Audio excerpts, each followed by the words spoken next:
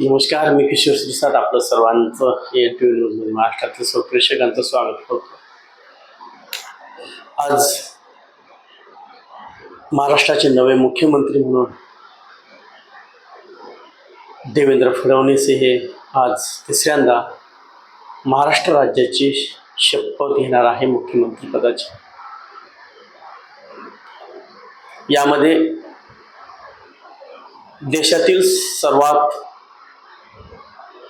मोठे नेते म्हणून ज्यांचे नाव आहे ते म्हणजे देशाचे पंतप्रधान नरेंद्र मोदी, अमित शहा आणि ज्या राज्यामध्ये भारतीय जनता पार्टीचं सरकार आहे तेथील असलेले मुख्यमंत्री आणि महाराष्ट्रातील सर्वच पक्षाचे वरिष्ठ नेते या शपथविधीला उपस्थित होते. राज्यातील आणि देशभरातील महत्त्वाचे साधू संत हे देखील ह्या शपथविधीच्या सोहळ्याला उपस्थित होते. आजपासून नवं सरकार या राज्याला मिळालेलं आहे. खरं तर लोकसभेला जो काही महायुतीला पराभव स्वीकारावा लागला, त्यानंतर महायुती सर्वच नेत्यांनी वरिष्ठ नेत्यापासून तर कार्यकर्त्यापर्यंत त्यांनी लोकसभेचा झालेला पराभवाचा आत्मचिंतन करत आपण काय करायला पाहिजे अशा व्यवस्थित त्यांनी प्लॅनिंग देखील केली होती.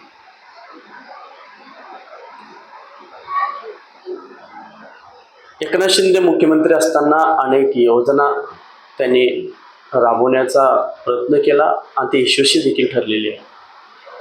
एकीकडं मराठा आरक्षणाचं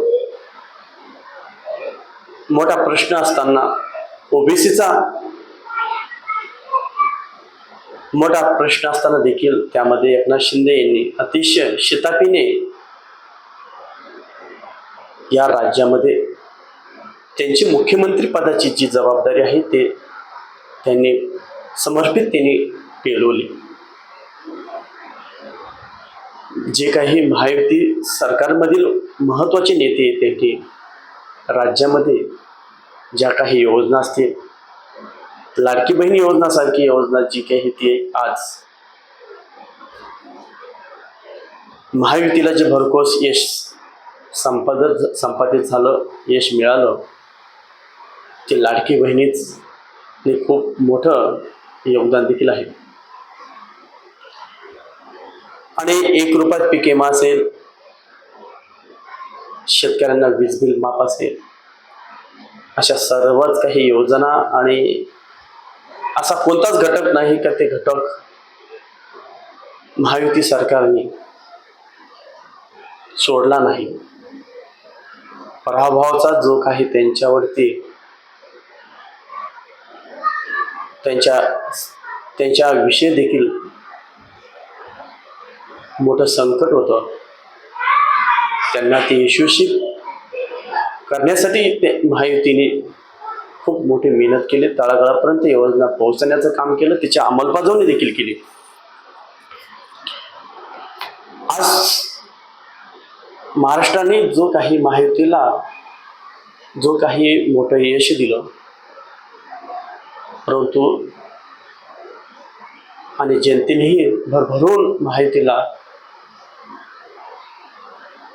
सरकार स्थापन होण्यासाठी मतदान केलं, निवडून देखील आले आणि सरकार स्थापन देखील आज झालेला आहे. परंतु एवढ्यावरच हा विषय थांबणार नाही. महाविकास आघाडीला जो काही पराभव स्वीकारावा लागला, त्या पराभवाची त्यांना आत्मचिंतन करणं गरजेचं आहे. म्हणजे आपल्याला लोकांपर्यंत पोहोचणं, मतदारापर्यंत पोहोचणं, राज्यासाठी महत्त्वाच्या व्हिजन काय आहे तो व्हिजन आपल्याला सादरीकरण करणं, ह्या अनेक गोष्टी पक्षाविरहित कराव्या लागतात.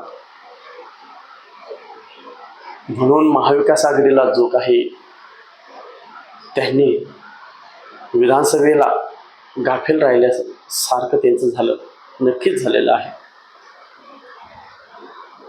मुळात काँग्रेस लोकसभेला महाराष्ट्रात एक नंबर पक्ष म्हणून ओळख झाली.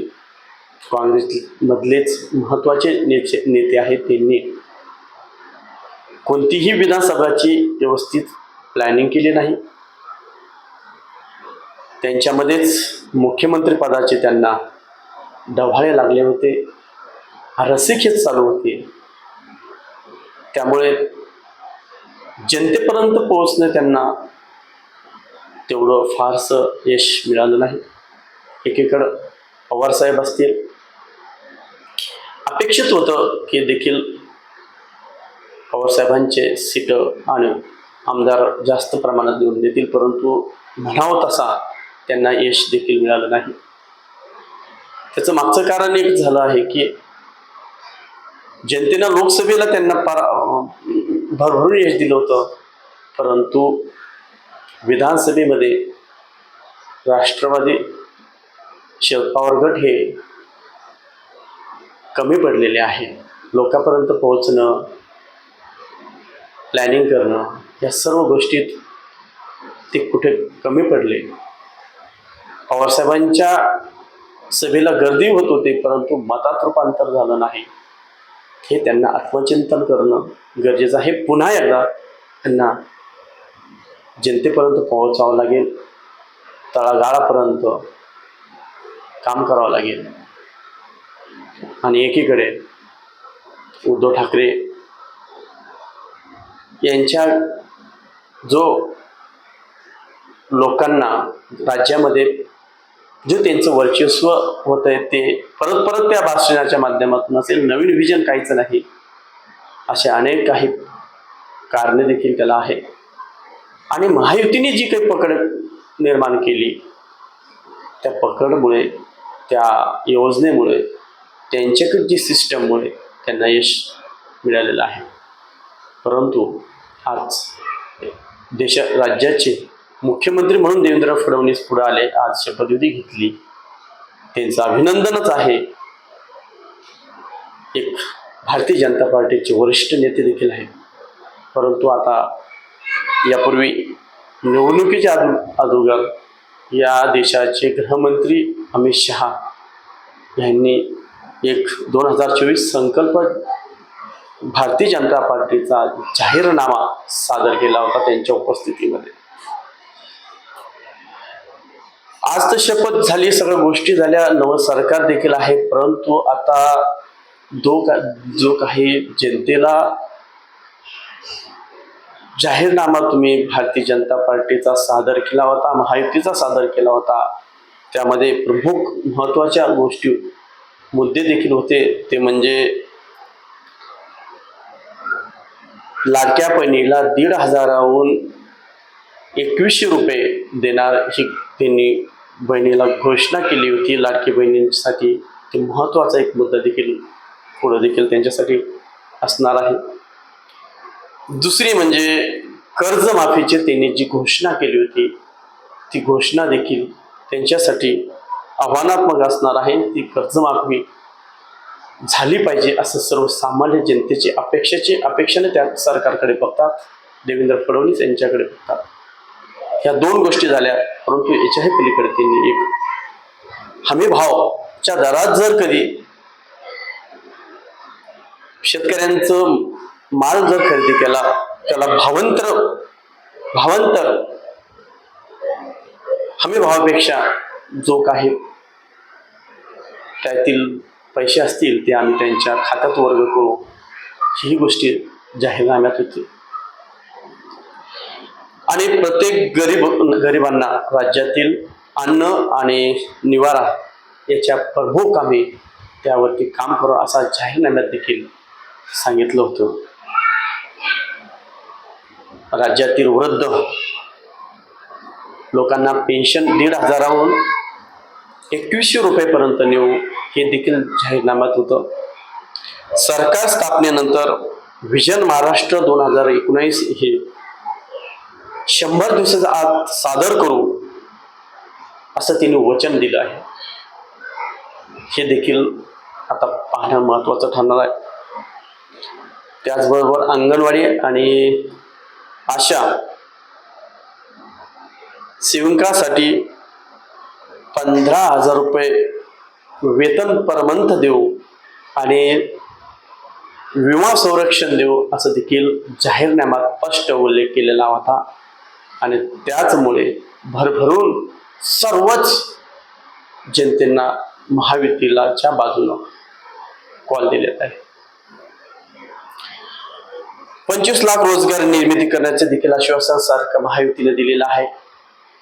आणि महिन्याला 10 लाख विद्यार्थ्यांना 10,000 रुपये विद्यावेतन देणार असं देखील सरकारने महायुतीने या देशाचे गृहमंत्री अमित शहा यांनी देखील जाहीरनाम्यात भाजपचा जाहीरनामा सादर करताना संकल्प सादर करताना 2024चा त्यामध्ये स्पष्ट उल्लेख आहे. या संपूर्ण